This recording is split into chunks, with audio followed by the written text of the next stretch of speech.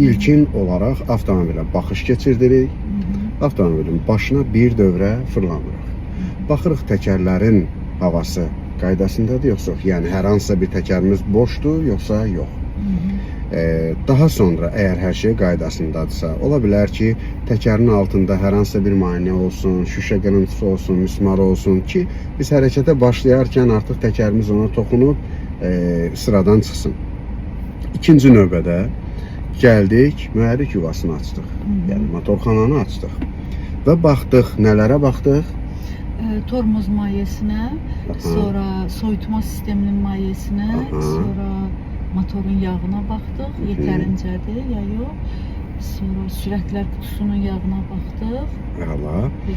Bəli, bunlara baxdıq ki, görək burada hər şey qaydasındadır, yoxsa yox. Ardıcıllıq yəni bu şəkildə olmalıdır. İndi olsaydı üçüncü bir şəxs ki, bu görüntünü yəni qeydə alsın, nə gözəl olardı. İzləyicilər üçün də maraqlı olardı. İnşallah irəliləyən dərslərdə bu çəkilişi də apararaq sizlərlə paylaşacağım.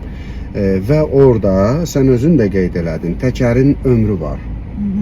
Yəni biz də misal olaraq biz o təkərin ömrünə baxmırıq. Təkərin vəziyyətinə baxırıq. Hə, əladır, təkər təzədir. Amma təkərin ömrü var. Rezin tərkibli axı təkər. Misal olaraq 5 il, 6 il, indi istehsalçıdan istehsalçıya da bu dəyişən amildir. O müddət tutalım sən təkəri aldın bugün. İstifadə eləmədin. 5 il keçdi, 6 il keçdisə o təkəri tullamaq lazımdır. Niyə? Çünki o artıq qurulaşır, o təkərin tərkibindəki elastiklik itir. Baxırsan təkər vizual baxımdan əladır, ancaq qupqurudur.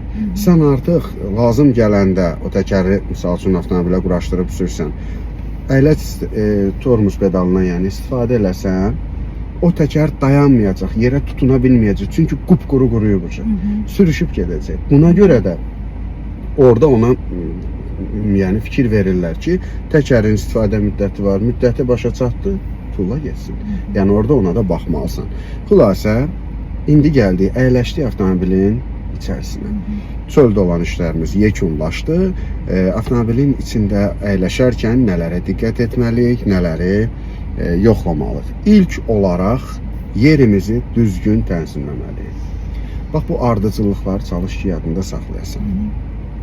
Bu arada sənə izah elədim. Avtomobildə olmalıdır hökmən yanğın söndürən balon, olmalıdır təcili tibbi yardım çantası, apteçka və olmalıdır 3 bucaq qəza dayanma nişanı.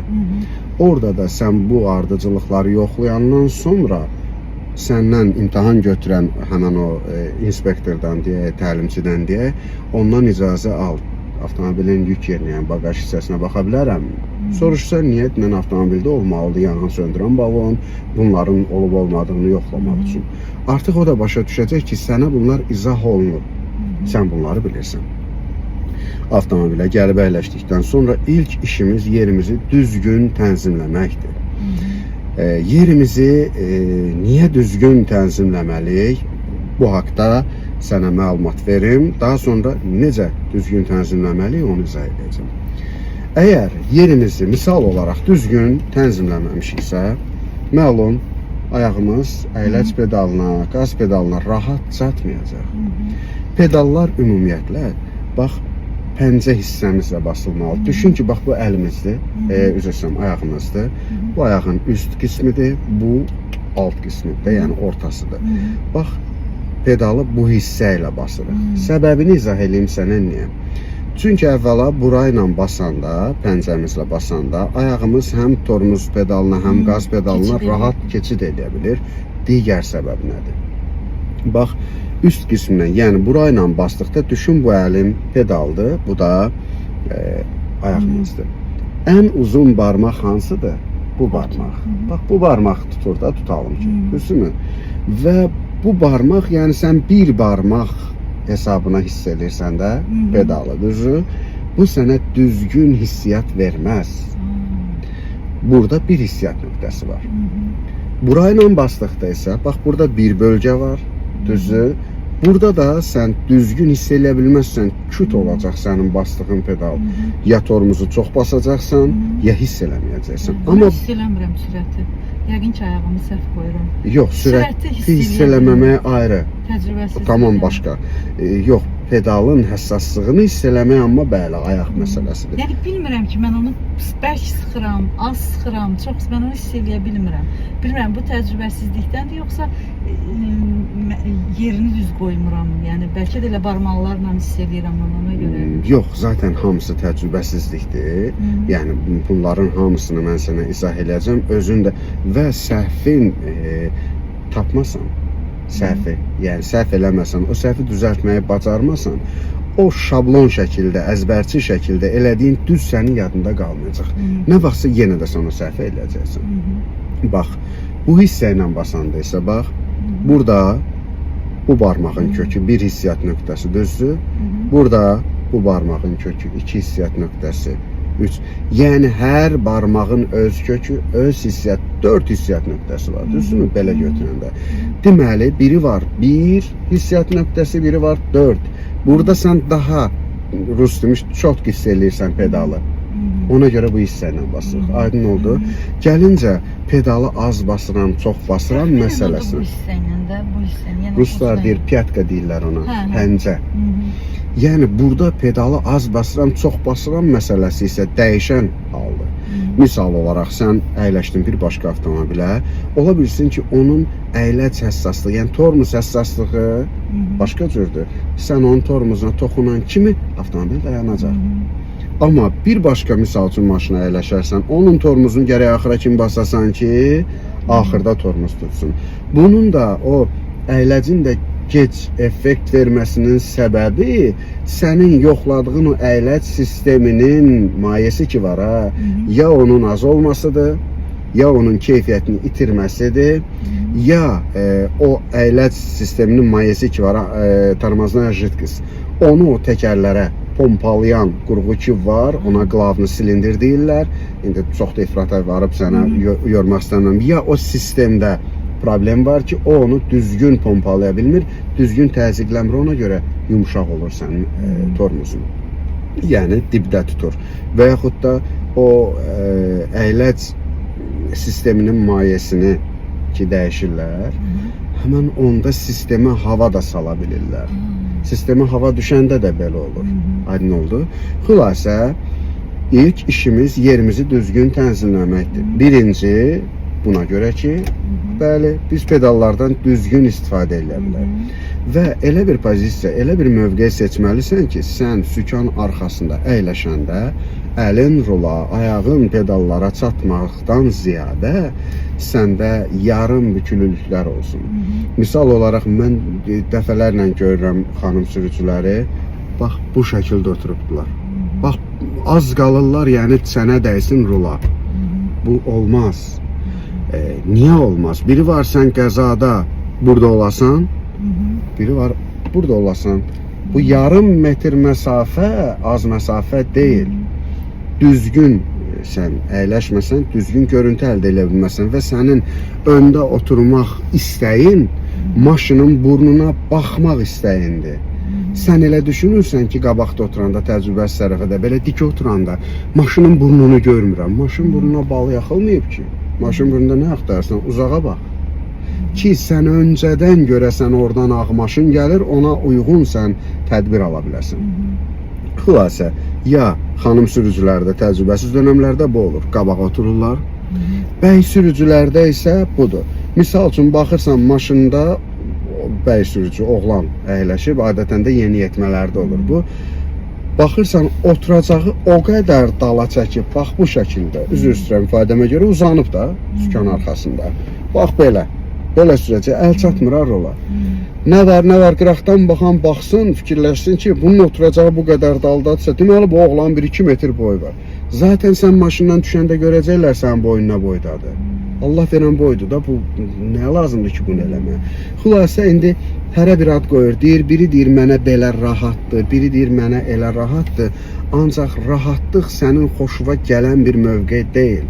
Sənin sükandan, qazdan, tormozdan düzgün şəkildə istifadə eləyə bilməndir. Ki, sən düzgün effekt alasın. Yəni sükan arxasında yarım bükülülüklər olmalıdır. Bax, əlimiz misal olaraq mən bunu göstərim. Bax, qolumuz bax bu şəkildə düz olmamalıdır, yarım bükül olmalıdır. Dizimiz də həmçinin, çiynimiz də həmçinin, başımız da həmçinin. Yəni başı bura söykəmək üçün deyil bu. Baş bura söykənməməlidir. Beldə olan bu lapatka sümüyümüz ki var, bu bura dayanıb belə dik olmamalıdır. Biraz yorğun, biraz boş. Aydındır. Buna da səbəb nədir?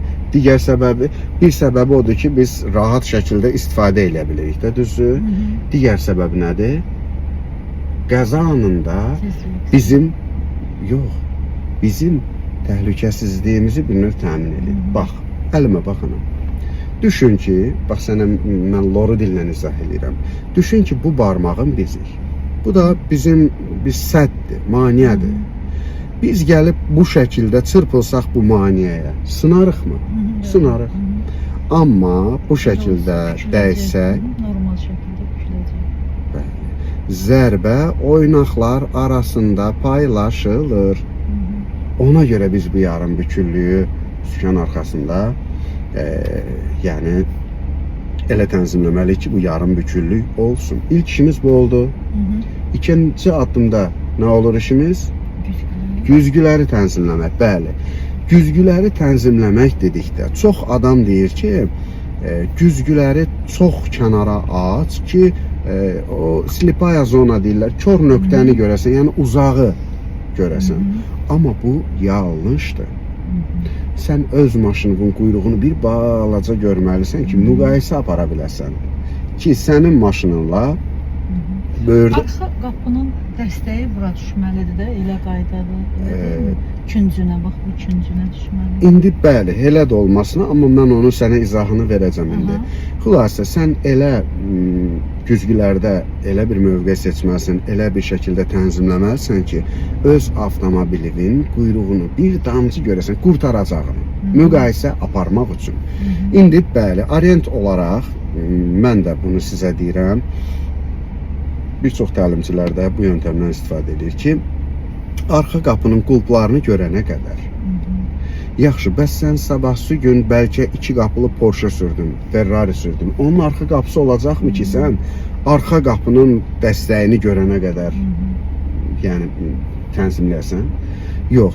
Burada məsələ, yenə də deyirəm, öz maşınımızın sonluğunu, qurtaracağını görməyimizdir ki, sağda, solda olan maneələrlə müqayisə apara bilək. Aydın oldu və maşının 4 qapı olsa, bəli, sən deyən cürə. İkinci işimiz güzgüləri tənzimləməkdir.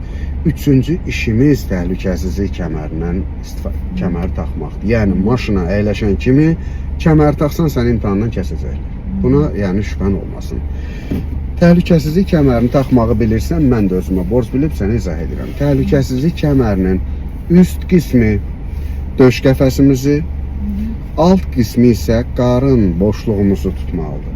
Aydın oldu. Və keçirdik bura. Aydındır. Daha sonra gəlir avtomobili işə salmaq. Avtomobili işə salarkən isə mən indi sənə izah elədiyim yöntəmlə sən həm açarla işə düşən avtomobilləri işə sala biləcəksən, həm start-stopla işə düşən avtomobilləri işə sala biləcəksən. Misal olaraq, bax, start-stopla işə düşən avtomobillər düymə vasitəsilə.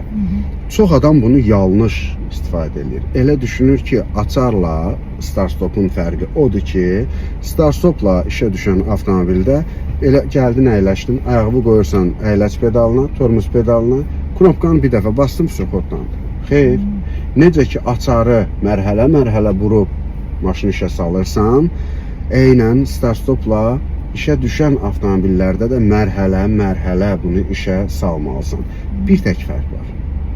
Açarla işə düşən avtomobillər sən əyləc pedalını, yəni tormuzu basmasan da işə düşür. Amma start-stopla işə düşən avtomobillərdə sən əyləc pedalını, yəni tormuzu basmasan maşın işə düşmür. Bir tək fərq budur. İndi də mən bunun sənə praktikasını izah edirəm. bura qədər izah elədiklərimdən sənə aydın olmayan, qaranlıq qalan nəsə bir məqam olmadı ki?